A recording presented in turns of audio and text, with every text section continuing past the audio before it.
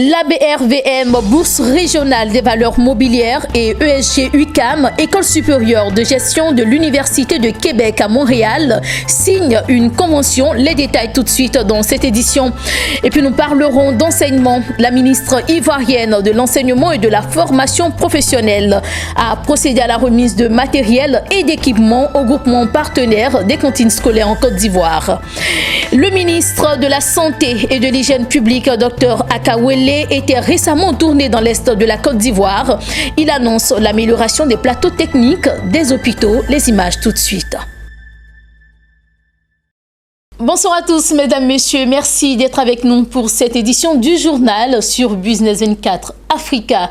Nous parlons de bourse à l'entame de cette édition, la BRVM, la bourse régionale des valeurs mobilières, et ESG UQAM, École supérieure de gestion de l'Université de Québec à Montréal, signe une convention de partenariat ce vendredi à Abidjan.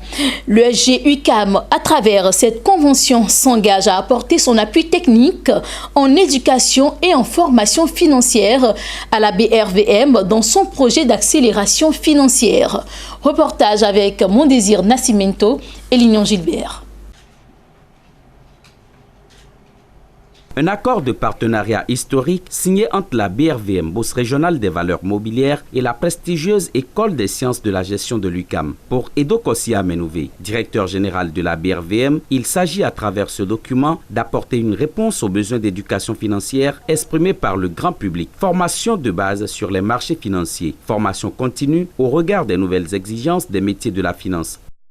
Réussir le pari d'accélérer la pénétration des notions et des pratiques de la finance dans nos populations ne saurait résulter d'actions menées en vase clos, sans recours à des expertises internes et externes, sans ouverture sur le monde et sans partage d'expériences avec ceux qui ont déjà des résultats probants dans ce cadre.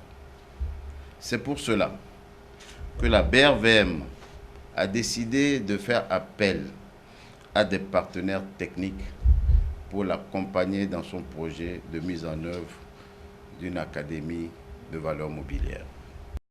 L'École des sciences de la gestion de l'UQAM, expérimentée de ses 50 ans dans la formation en éducation boursière et financière, s'engage à apporter son appui technique et son expertise dans les programmes de formation amorcés par la BRVM. Formation dédiée aux porteurs de titres financiers, aux entreprises et aux professionnels de la bourse en vue d'une accélération financière dans la zone économique UEMOA. L'École des sciences de la gestion sera le partenaire technique de la BRVM dans ce programme. L'École des sciences de la gestion va apporter son expérience et son expertise parce qu'on a déjà signé des ententes avec la Bourse de Montréal, bien sûr, puisqu'on vient du Canada, mais également l'Autorité des marchés financiers, qui est le régulateur des marchés financiers au Québec. La BRVM, Bourse régionale des valeurs mobilières, ces dernières années a déjà formé 13 789 personnes, dont 9 377 sur les notions de base des marchés boursiers et 4 412 en formation mobilière dans les antennes nationales à travers les pays de l'UEMOA. Ils sont 530 auditeurs composés de 428 salariés et 102 chefs d'entreprise issus de PME à avoir reçu leur attestation de fin de formation. Ils ont été instruits sur les accidents de travail, les risques et les maladies professionnelles au sein des PME. L'objectif visé est d'acquérir les moyens pour prévenir les risques et réduire les accidents de travail et des maladies professionnelles. Reportage signé Lucience Bokoa et Tima Traoré. 8 mois ont suffi pour former les 530 auditeurs, composés de 428 salariés et 102 chefs d'entreprise de 43 petites et moyennes entreprises, PME. Et les modules de formation ont pris en compte le secourisme, la sécurité incendie, la gestion de la sécurité, de la santé et aussi des conditions de travail. Cette formation a été financée à plus de 80 millions de francs CFA par le FDFP, Fonds de développement de la formation professionnelle, et à plus de 17 millions de francs CFA par l'opérateur des formations, le cabinet médical F2M. Ce projet qui a été conduit par le cabinet F2M à la satisfaction de toutes les parties intéressés a permis de doter 286 travailleurs provenant de 43 entreprises des compétences nécessaires pour gérer efficacement la sécurité, la santé et les conditions de travail. Nous pouvons affirmer que cette action est salutaire pour les entreprises bénéficiaires. Il est possible de prévenir et donc d'éviter les accidents de travail et les maladies professionnelles grâce à une formation appropriée. Satisfaction de certains récipiendaires qui trouvent la formation utile. Nous sommes dans le domaine du transport et notre entreprise fait le transport de diverses marchandises. Nous avons appris pendant cette formation-là l'évaluation des risques professionnels, c'est-à-dire comment déterminer les problèmes de sécurité auxquels nous pouvons être confrontés dans l'exercice quotidien de nos activités. Ça nous a beaucoup apporté. Alors, au cours de cette formation, nous avons appris ce que c'est que la santé, la sécurité au travail, les maladies professionnelles. Cette formation Action à la prévention des risques, des accidents et des maladies professionnelles au sein des PME vient appuyer les initiateurs qui souhaitent leur réduction. Selon eux, il y a 7000 accidents de travail par an en Côte d'Ivoire pour 1,5 milliard de francs CFA de frais. On parle d'enseignement à présent. La ministre ivoirienne de l'enseignement et de la formation professionnelle a procédé à la remise de matériel et d'équipements au groupement partenaire des cantines scolaires. Un don d'une valeur de plus de 100 millions de francs CFA ayant pour but de renforcer les capacités de production de ces groupements. Ce don permettrait également d'alléger les peines des groupements qui travaillent toujours avec des outils rudimentaires. Le reportage est signé Mondésir Nascimento et Tima Traoré. Des broyeuses multifonctionnelles, des décortiqueuses, des mototricycles, sprayeuses, des brouettes, des dabas et autres matériels de production agricole, le tout pour une valeur de plus de 100 millions de francs CFA, remis à 50 groupements de femmes partenaires des cantines scolaires ce jeudi à Abidjan-Yopougon. Selon Kandia Camara, ministre ivoirienne de l'Éducation nationale, de l'enseignement technique et de la formation professionnelle, ce don permettra d'une part d'accroître la production agricole et allégera les peines des groupements de femmes. Toute chose qui va pérenniser le programme des cantines scolaires. J'ai laissé honneur et le réel plaisir de mettre à votre disposition 6 décortiqueuses de riz, 5 broyeuses multifonctionnelles, 24 mototricycles, 17 broyeuses et broyeurs mobiles et presse à manioc. Mesdames et messieurs, vous retournerez dans vos localités respectives avec ces équipements d'une valeur de plus de 100 millions de francs CFA. Nyambalou, représentant les femmes bénéficiaires de cet important don, a remercié les autorités ivoiriennes. Elle s'est non seulement engagée au nom des groupements de femmes à faire bon usage du matériel, mais aussi à produire davantage afin de soutenir les petits rationnaires. Au nom de tous les bénéficiaires, nous nous engageons à prendre soin de ces équipements et des matériels agricoles et à redoubler d'efforts pour que nos cantines soient pérennisées. Au cours de cette cérémonie de remise de matériel, plusieurs voix ont félicité les groupements mobilisés pour ce programme de cantines en Côte d'Ivoire. Il s'agit entre autres de Karidja Kone Soukoulé, directeur des cantines scolaires, et de Bakari, conseiller municipal, représentant le maire de la commune de Yopougon. Nous l'avions annoncé dans les titres, le ministre de la Santé et de l'Hygiène publique, Dr Akawele, était récemment en tournée dans l'est de la Côte d'Ivoire, précisément à Bondoukou, Bouna, Koumfao et Tanda. Cette tournée a été l'occasion de visiter plusieurs centres sanitaires et de s'entretenir avec le personnel soignant. À chaque étape, Dr Akawele s'est voulu rassurant. Bientôt, le problème du plateau technique sera résolu grâce à un investissement de 800 milliards de francs CFA sur 3 ans. On écoute le commentaire de Nadia Evmouns.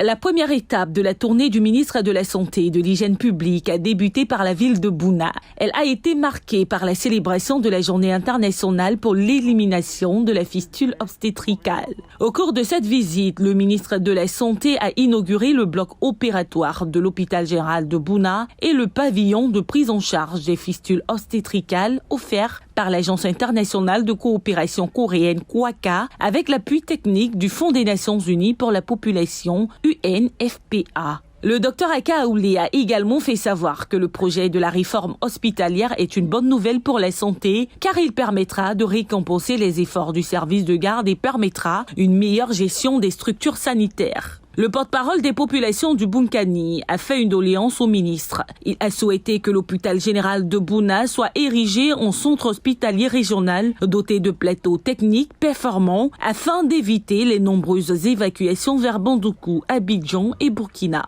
Dr Aika Aoulé s'est voulu rassurant. Bientôt, le problème du plateau technique sera résolu grâce à un investissement de 800 milliards sur 3 ans, 2019, 2020, 2021, que le gouvernement entend utiliser pour la construction et la réhabilitation des centres hospitaliers, dont 7 milliards pour la région de Bouna. La deuxième étape de sa journée s'est tenue à Bandoukou le vendredi 28 juin 2019. Après Bouna, le ministre de la Santé était à Bandoukou, la ville aux 1000 mosquées. Ici, le docteur Aka Aoulé a annoncé la réhabilitation du CHR de Bandoukou à hauteur de 2,5 milliards de francs CFA. En marge de sa tournée dans les régions du Boukani, Gontougou et Indénié-Djouabla, le ministre de la Santé et de l'Hygiène publique, Aka Aoulé, a effectué une visite inopinée dans certaines cliniques de ces contrées de l'intérieur du pays. Une première depuis le début de cette opération contre les établissements sanitaires privés non immatriculés en Côte d'Ivoire. Le message est clair. Être en règle ou fermer boutique, les cliniques privées de Côte d'Ivoire devront choisir. Pour le ministre de la Santé, une visite de routine à l'intérieur du pays sera menée à l'instar de celle d'Abidjan. Le gouvernement s'est engagé à offrir des soins de santé de qualité aux populations. Il veut le faire en partenariat avec le privé, dans le cadre d'un partenariat public et privé. D'autres localités sont prévues pour ces visites. On dit souvent qu'en Afrique, une femme en travail lors de l'accouchement est entre la vie et la mort, ce qui n'est pas totalement faux, car elles sont nombreuses sur le continent africain à souffrir de la fistule obstétricale après un accouchement trop prolongé et sans prise en charge adéquate. Il s'agit d'une perforation entre le vagin et la vessie. Fort heureusement, la fistule se traite et se guérit. À San Pedro, elles sont nombreuses à avoir été opérées avec succès. Le week-end dernier, 10 femmes guéries ont même reçu des kits d'insertion socio-économique. Le reportage avec Abel Kwao, commenté par Corona Sekongo. À San Pedro, dans les locaux de l'AIBF, 10 femmes guéries de la fistule obstétricale reçoivent pour leur insertion socio-économique des kits AGR, activité génératrice de revenus. Après un accouchement trop prolongé et sans prise en charge adéquate, ces femmes étaient atteintes de la fistule obstétricale. Il s'agit d'une perforation entre le vagin et la vessie. Fort heureusement, la fistule se traite et se guérit. Ce n'est plus qu'un vieux souvenir. Elles ont été traitées et guéries et aujourd'hui, elles ont les moyens de faire leur propre business. Par grâce de Dieu, je suis sortie, je suis guérie. Les gens me disaient que non, que je ne serais pas guérie, je ne plus enfanter dans ma vie. Mais Dieu dit non, que toi, à temps normal, vraiment, dans la grâce de Dieu, tu vas guérir. Vraiment, je dis merci à les médecins de nous aider. Il s'agit de l'ONG APOSAM, l'AIBF et l'Agence internationale de coopération coréenne KOICA, partenaires financiers. Ce projet vise à faire la prévention et la sensibilisation sur la fistule obstétricale et aussi le repérage de cas. Les femmes qui sont repérées, qui souffrent de cette maladie, sont traitées et guéries grâce au financement du KOICA à travers UNFPA. On répare gratuitement ces cas de fistule et après réparation, donc après guérison, ces femmes-là sont mises en activité génératrice de revenus.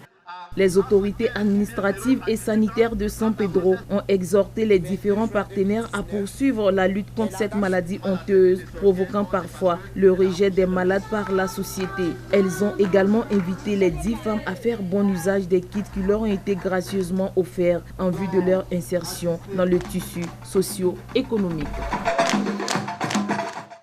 Toujours dans le sud-ouest de la Côte d'Ivoire, mais cette fois-ci à Méagui, la coopérative agricole de café cacao Kwasi était en assemblée générale le week-end dernier. Il ressort de cette assemblée générale qu'elle a réalisé une marge bénéficiaire, ce qui lui a permis de faire face aux besoins sociaux de la population. Et à Amaradji, les populations de Amaradji, Kwasi a offert une école et une pompe hydraulique villageoise alimentaire grâce à l'énergie solaire. Le commentaire avec Daniel Kodjo. Le village d'Amaradji, dans la sous-préfecture d'Upoyo, département de Méagui, a abrité la 11e Assemblée générale ordinaire de la société Kwasi de Sinikosson. Occasion de faire le bilan 2018 des activités sur le plan moral et financier en présence des autorités administratives et de ses partenaires. Il ressort que la coopérative chère au président Aruna Savadogo a augmenté le nombre de ses sociétaires. La société a vendu plus de 5600 tonnes contre 6000 en 2017, en dessous des 6500 souhaités. Néanmoins, la société coopérative Kwasi a remis comme chaque année des produits phytosanitaires d'une valeur de plus de 50 millions de francs CFA à crédit à ses membres. Elle a également payé aux producteurs une prime de certification de près de 190 millions de francs CFA, équivalent à 35 francs CFA le kilogramme de cacao livré par producteur. Au niveau social, la coopérative a accru ses actions. Les 12 sections ont été dotées de boîtes à pharmacie. 2 pompes villageoises à motricité humaine sont en cours de construction. À Amaradji, l'on a procédé à la pose de la première pierre d'une école de 6 classes en plus d'un bureau de directeur, pendant que s'inaugurait une pompe villageoise équipée d'énergie solaire à la grande joie des producteurs, premiers bénéficiaires de ces infrastructures de base. Et Kwasi ne compte pas s'arrêter là.